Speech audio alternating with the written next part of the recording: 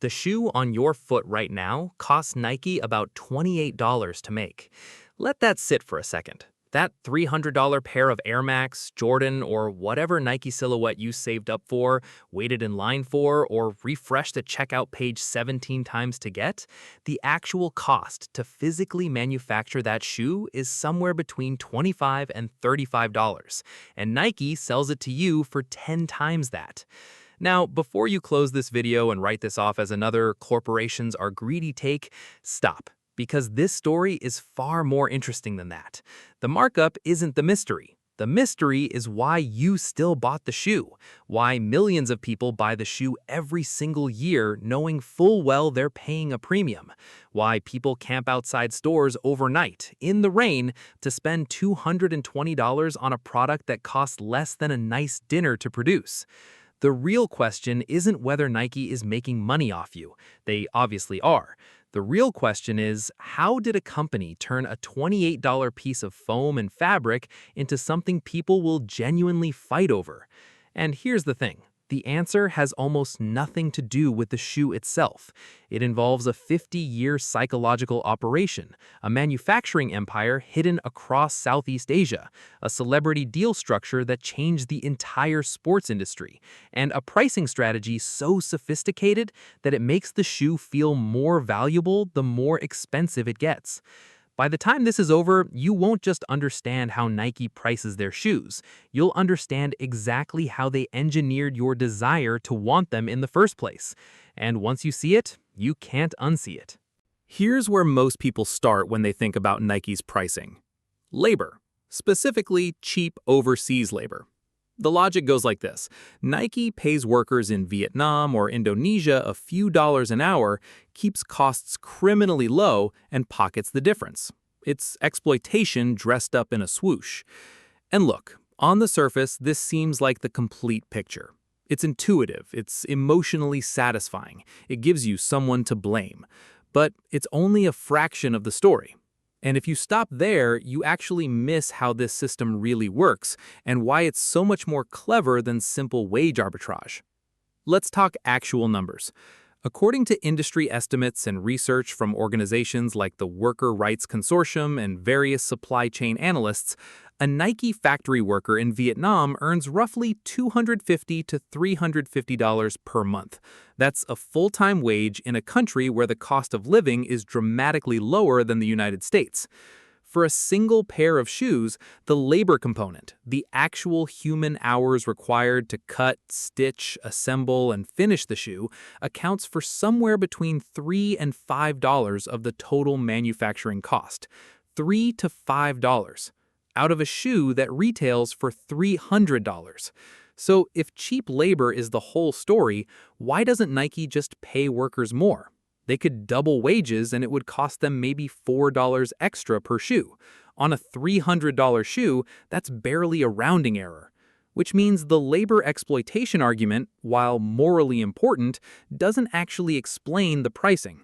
The workers aren't where the money's going. So where is it going? Here's what most people don't realize. The $28 manufacturing cost isn't the problem.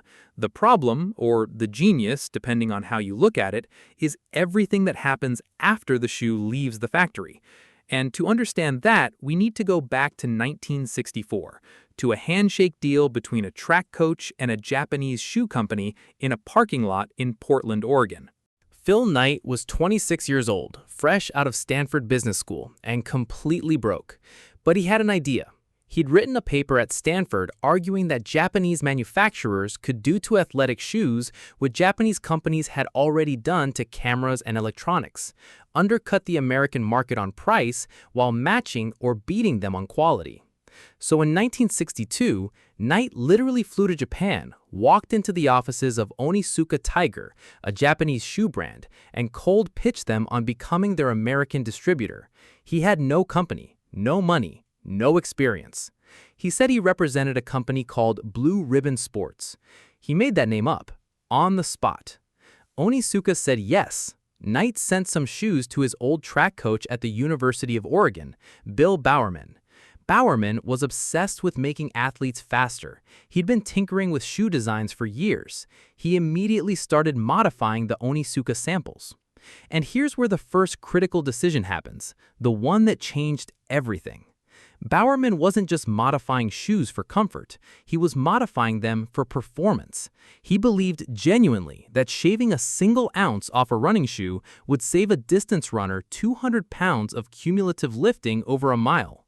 1 ounce, 200 pounds. That insight, that the shoe was a performance tool, not just a piece of clothing, became the philosophical core of everything Nike would later build. By 1971, Knight and Bowerman had outgrown their Onitsuka deal. They were designing their own shoes. They needed a name, and they needed a logo. They paid a graphic design student named Carolyn Davidson $35 to design the swoosh. $35. That logo is now worth an estimated $30 billion in brand equity. They named the company Nike after the Greek goddess of victory, and in 1972, they launched at the U.S. Olympic track and field trials, handing out shoes to athletes. Not selling, handing out. Because Knight understood something that most shoe companies at the time completely missed. The most powerful marketing in the world isn't advertising, it's association. If you could get the fastest, most celebrated humans on Earth to wear your shoe, at the exact moment the entire world was watching, you didn't need to explain why the shoe was good.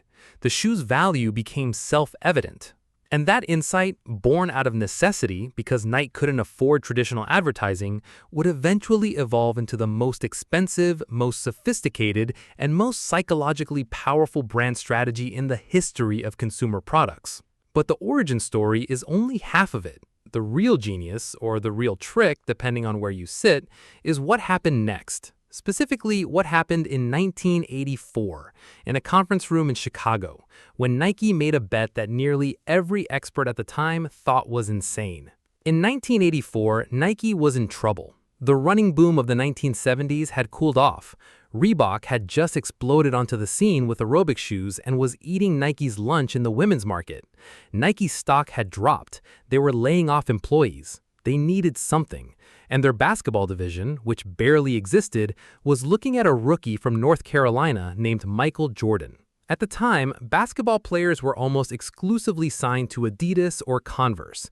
Jordan himself wanted Adidas. He didn't particularly want to meet with Nike. But Nike made him an offer that nobody in sports had ever seen. Most endorsement deals at the time worked like this. Athlete wears the shoe, gets paid a flat fee, maybe appears in an ad. Simple. Transactional. Nike's offer to Jordan was something completely different. They offered him his own signature shoe line, his own sub-brand, a royalty, meaning Jordan would earn a percentage of every Air Jordan sold, not just a flat fee.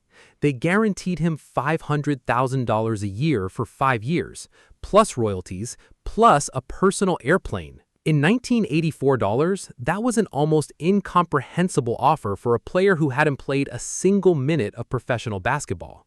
Nike's internal projections said they needed to sell $3 million worth of Air Jordans in the first year just to break even. They sold $126 million in the first year. The Air Jordan 1 launched at $65. In today's dollars, adjusted for inflation, that's about $185. And it was immediately controversial. The NBA actually fined Jordan $5,000 every single game he wore them because the shoes didn't meet the league's uniform color requirements. Nike paid every fine, happily, because every time the NBA fined Jordan for wearing the shoes, it generated news coverage that money couldn't buy. The shoe became rebellious. It became countercultural. It became something the establishment was literally trying to stop you from wearing. Here's the thing. Nike may have orchestrated this entirely. Internal documents and accounts from people close to the deal suggest Nike knew the shoes would violate NBA guidelines before they even launched. The fine was a marketing strategy, disguised as a compliance problem. But let's zoom back out, because the Jordan deal isn't just a fascinating story, it's the blueprint, it's the machine. And once you understand how the machine works, you'll start to see it everywhere. Here's the actual cost breakdown of a $300 Nike shoe in 2024. Manufacturing costs approximately $28 to $35. That includes materials, foam midsoles, rubber outsoles, engineered masher leather uppers, plus the actual labor to assemble the shoe in a factory in Vietnam or Indonesia. Shipping and logistics, roughly $5 to $8 per pair. Getting the shoe from a factory in Ho Chi Minh City to a warehouse in Memphis, then to a store in Chicago or a doorstep in Ohio. That's container ships, freight, customs, last-mile delivery. Duties and import taxes, another $5 to $10, depending on the country and product category. So before Nike has done anything with the shoe in terms of marketing, before they've paid anyone's salary, before they've turned on a single light in their headquarters in Beaverton, Oregon, they're already at roughly $38 to $50 per pair of shoes. Now here's where it gets really interesting. Nike doesn't sell most of its shoes directly to you. They sell them to retailers, Foot Locker, Dick's Sporting Goods, JD Sports, and hundreds of others. And they sell to those retailers at wholesale prices, typically 50% of the suggested retail price. So a shoe that retails at $300, Nike sells it to the retailer for around $150. The retailer then marks it up to $300 to cover their own costs, rent, staff, inventory risk, shrinkage, marketing, and to make their own margin. So Nike's revenue per shoe isn't $300, it's around $150 at wholesale. But their cost to produce and ship that shoe is around $38 to $50. That's still a roughly $100 to $112 profit per shoe, before we account for Nike's own operating costs. And Nike's operating costs are substantial. Nike spent approximately $4.1 billion in marketing and advertising in fiscal year 2023 alone. That's billion with a B. They employ over 79,000 people globally. Their research and development budget runs into hundreds of millions annually. Their legal team is enormous. They spend aggressively protecting intellectual property, fighting counterfeit operations, and enforcing contracts with thousands of suppliers and retail partners worldwide. When you add all of this up, salaries, marketing, R&D, administration, legal, retail partnerships, Nike's operating costs eat a significant portion of that $100 margin. Their actual net profit margin typically runs between 10 and 13% of revenue. On a $300 shoe going through a retailer, Nike is ultimately netting somewhere between $15 and $25 per pair in actual profit, which sounds less dramatic, right? But here's the context that changes everything. Nike sells over 800 million pairs of shoes per year across all product categories. Even at $15 net profit per pair, that's $12 billion in profit from footwear alone. The margin isn't criminal. The scale is extraordinary. But here's what actually makes this system brilliant, and this is the part that most cost breakdowns completely miss. Nike's marketing budget isn't a cost in the traditional sense. It's an investment in something that accountants don't know how to properly measure: perceived value. Think about it this way. If Nike stopped all marketing tomorrow, no athlete deals, no commercials, no Air Jordan drops, no limited releases, and just sold shoes based on their physical properties alone, what do you think would happen to sales? They'd collapse. Because the physical shoe and the $300 price tag are not logically connected, they're emotionally connected. And Nike spends $4 billion a year making sure that emotional connection stays completely intact. The $4 billion marketing budget isn't making you aware of the shoe. You already know about it. It's making you want it. There's a fundamental difference, and the mechanism they use to manufacture that desire is one of the most sophisticated systems ever built in consumer marketing. It has a name, and it's hiding in plain sight. Let's talk about scarcity, specifically artificial scarcity. This is the engine inside the machine, and once you see it, you realize that Nike doesn't just sell shoes. Nike sells exclusivity. And exclusivity requires scarcity, which requires control. Here's how it works in practice. When Nike releases a limited edition sneaker, a retro Jordan colorway, a Dunk collaboration, a Travis Scott Air Max, they intentionally produce fewer units than the market demands, not because of manufacturing constraints, not because they can't make more, but because having more people want the shoe than can get the shoe is the entire point. The economics of artificial scarcity are brutal and beautiful at the same time. When demand massively exceeds supply, several things happen simultaneously. First, the shoe sells out instantly, which creates FOMO, fear of missing out, for everyone who missed it. Second, the shoe immediately appears on resale markets at 2, 3, or even 10 times the retail price, which signals to the entire market that this product is more valuable than its retail price suggested.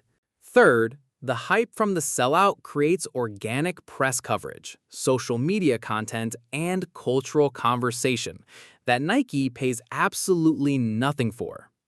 The Travis Scott x Nike Air Jordan 1 Low Olive dropped in 2023 at a retail price of $150. Within days, resale prices hit $400 to $700. Some pairs hit $1,000. Nike made $150 per pair. The resale market absorbed the rest. Now here's the counterintuitive part. You'd think Nike is leaving money on the table. If people will pay $700, why not just retail the shoe at $700? Because that would destroy the entire system. If Nike retailed the shoe at $700, it becomes a luxury product for people who can afford $700 shoes. The cultural conversation dies. The FOMO disappears. The resale market collapses. And most importantly, the aspirational energy that makes the shoe desirable to people who can't even afford it goes away completely. The $150 retail price on a shoe that resells for $700 is not a pricing mistake. It's a deliberate strategy to maximize cultural reach while maintaining exclusivity. Nike gets the hype of a $700 shoe while keeping it theoretically accessible at $150. It's genius. And it connects directly back to the Jordan deal from 1984. The Air Jordan was fined by the NBA. That made it rebellious. That made it exclusive in a cultural sense. And that exclusivity created a 40-year resale market that generates billions of dollars in transactions that Nike doesn't even directly participate in, but benefits enormously from. According to research from Cowen and Company, the sneaker resale market was worth approximately $6 billion globally in 2020 and is projected to reach $30 billion by 2030. Nike's products dominate this market, accounting for a majority of the most traded sneakers. Nike earns $0 from secondary market sales, but they earn everything from the cultural energy those sales generate. And now that you understand the scarcity engine, let's look at how this same pattern plays out across the entire industry. It's not just Nike. Let's look at how this same pattern plays out across the industry. Because once you see the system, you realize it's everywhere. Adidas ran a nearly identical playbook with Kanye West and the Yeezy line. The Yeezy 350 V2 retailed at $220. Resale prices regularly hit $400 to $800 on platforms like StockX. In its peak years, the Yeezy line generated an estimated $1.5 billion in annual revenue for Adidas. The physical shoe, a knit upper, boost foam midsole, rubber outsole, costs somewhere in the range of $35 to $45 to manufacture. Adidas was selling cultural identity at a $220 price point and a $45 cost. The math is almost identical to Nike's. Now look at luxury goods, because this is where the story gets even more extreme. A Louis Vuitton sneaker retails for $800 to $1,200. Manufacturing cost? Industry analysts and investigative reports, including research referenced in David Segal's New York Times reporting on luxury markups, suggest premium sneakers from luxury brands have manufacturing costs in the $30 to $80 range. At the ultra-luxury end, Hermes sells canvas sneakers for $700. The H on the side is literally just a stamp. The difference between a $30 manufacturing cost and an $800 retail price isn't exploitation in the traditional sense. It's the sale of a story, a status signal, a piece of cultural identity. Here's another angle: New Balance. New Balance is fascinating because they're essentially the control group in this experiment. For decades, New Balance was considered the uncool dad shoe. 574s, wide widths, made in the USA, no major celebrity deals, and their market share reflected that perception. Then, starting around 2020, something shifted. New Balance signed partnerships with brands like Aimé Leon Dore and Joe Freshgoods. They started limited edition drops. They cultivated a quiet luxury aesthetic that resonated with a completely different kind of sneaker consumer. Their revenue grew from $3.3 billion in 2018 to over $5.3 billion in 2022, a 60% increase in 4 years. Did the shoe change? Not dramatically. The 990 series, their premium American-made silhouette, was always well-constructed, but the story around the shoe changed, and the price followed. Now here's the part that most people completely overlook. Nike's stock ticker is NKE. And Nike is, at its financial core, not primarily a manufacturing company. It's a marketing company that happens to make shoes. Nike owns no factories. Zero. Not one. Every single shoe is manufactured by independent contractors, primarily in Vietnam, which accounts for about 50% of Nike's footwear production, followed by Indonesia at about 27% and China at about 18%, according to Nike's own annual reports. Nike designs the shoes. Nike markets the shoes. Nike controls the brand and the distribution. But the physical act of making the shoe, that's outsourced entirely to a network of over 500 factories across more than 40 countries. This structure, called the fabless model in manufacturing, means Nike carries almost no inventory risk from the production side. They're not stuck with a warehouse full of machinery. They're not exposed to factory downtime or maintenance costs. They are, essentially, a brand management company with a world-class logistics operation. And that distinction matters enormously when you're analyzing where the money actually goes. Because if Nike doesn't own factories, the $28 manufacturing cost stays with the factory owner. Nike's cost structure starts at the wholesale purchasing price they pay to the factory, which is higher than the raw production cost, because the factory is also running a business and needs its own margin. So when we say Nike's cost is $28 to $35, we mean that's approximately what Nike pays the factory. The factory itself operates on a much thinner margin, maybe $3 to $5 per pair. Which is why labor conditions in those factories are often under serious pressure. The factories are competing against each other for Nike contracts, which drives down the prices they can charge Nike, which drives down their own margins, which drives down wages. The structure isn't just clever for Nike's profitability. It's specifically designed to push cost pressure as far down the supply chain as possible. Which brings us to something almost nobody talks about when discussing Nike's pricing. There's a third business layered on top of everything we've described, and it might be the most valuable piece of the entire operation: data. Nike's Nike Plus app has over 100 million registered users. Their sneakers app, which manages limited shoe releases, processes millions of transactions per year. Their direct-to-consumer digital business, meaning sales through Nike.com and their own apps, bypassing retail partners entirely, grew to represent over 40% of their total revenue in recent years. When you buy directly from Nike instead of from Foot Locker, Nike captures two things. First, the full retail margin. $300 revenue instead of $150 wholesale. Second, your data. Your purchase history, your size, your location, your browsing behavior, what you looked at but didn't buy. That data makes Nike's marketing more precise, more personal, and more effective, which makes each subsequent marketing dollar worth more than the last. They're not just selling you a shoe, they're building a profile of you that they used to sell you the next shoe and the one after that. The $300 shoe is, in part, a data collection device. Now think about this from a different angle.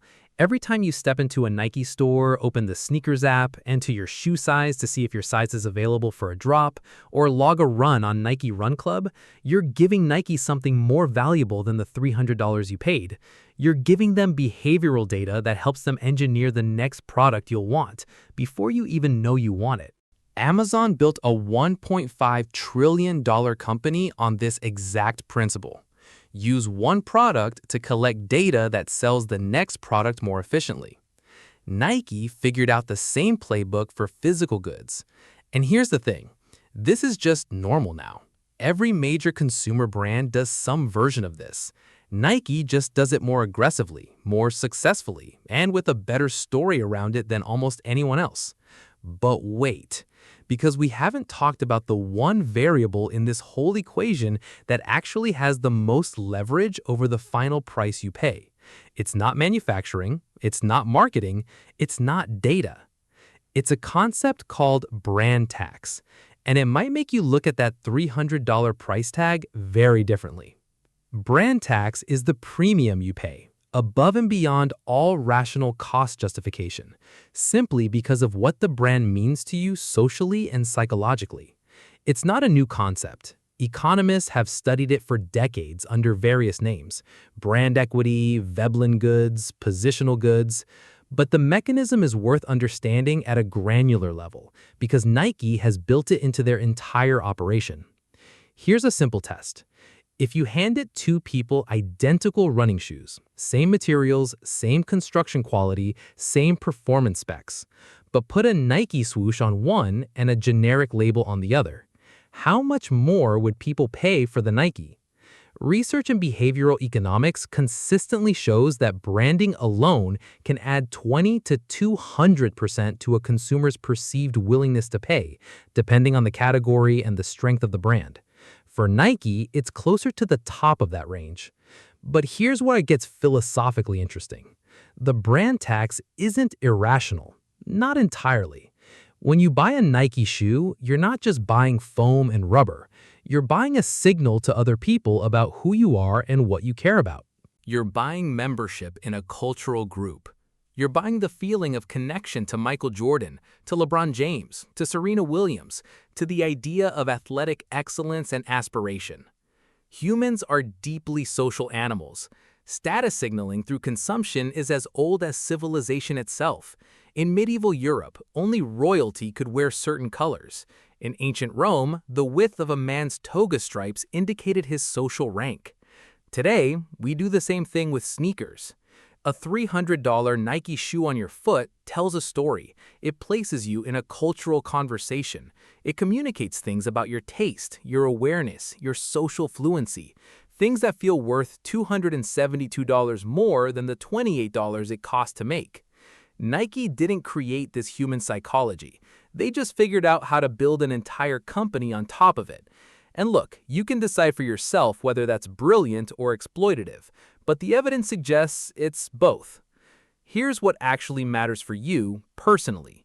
Every time you buy a premium Nike product, you're making a choice that exists at the intersection of three things: a functional product decision, a financial decision, and an identity decision. Most people only think consciously about the first one. They think, do I need these shoes? Are they comfortable? Will they last? But Nike has engineered the purchase to be driven primarily by the third factor, identity, while letting you believe you're making a rational decision based on the first two. The $4 billion marketing budget isn't telling you the shoe is comfortable. Comfortable shoes cost $60. The marketing budget is telling you who you'll be when you wear the shoe. And that is a fundamentally different kind of selling. It's selling self-image, and there is no ceiling on what people will pay for a better version of themselves. So let's close all of this out, because you came here with a simple question and you deserve a complete answer. That $300 Nike shoe you've been thinking about since the very beginning of this video costs roughly $28 to manufacture, $10 to ship and import, and $150 for Nike to receive as wholesale revenue, splitting the rest with the retailer. Nike spent somewhere between $5 and $8 of that $150 on endorsements, the fraction of athlete deals, marketing, and brand building allocated to that specific shoe type. Their R&D, design, administration, and global operations consumed more. What you paid for, in the truest sense, isn't the foam or the fabric. You paid for 50 years of psychological infrastructure, 50 years of associating a shoe with the greatest athletes in human history, 50 years of building scarcity, desire, cultural relevance, and social meaning around the piece of footwear. The $28 made the shoe possible. The other $272 made you want it. And the reason this will stick with you long after this is over isn't because you feel cheated. It's because you now realize that the product you've been buying your entire life was never really the physical object at all. It was always the story. Nike didn't sell you a shoe. They sold you a feeling. They sold you an identity. They sold you the idea that slipping on a pair of their shoes connects you, however briefly, however symbolically, to greatness. To Jordan in the fourth quarter, to Serena serving at match point, to every human who ever laced up a pair of shoes and decided to push themselves further than they thought possible. That's the product. That's what costs $300.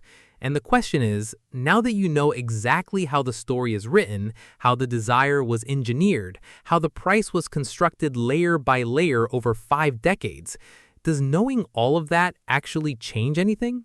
The shoe still fits the same, it still looks the same, but you'll never see the price tag quite the same way again.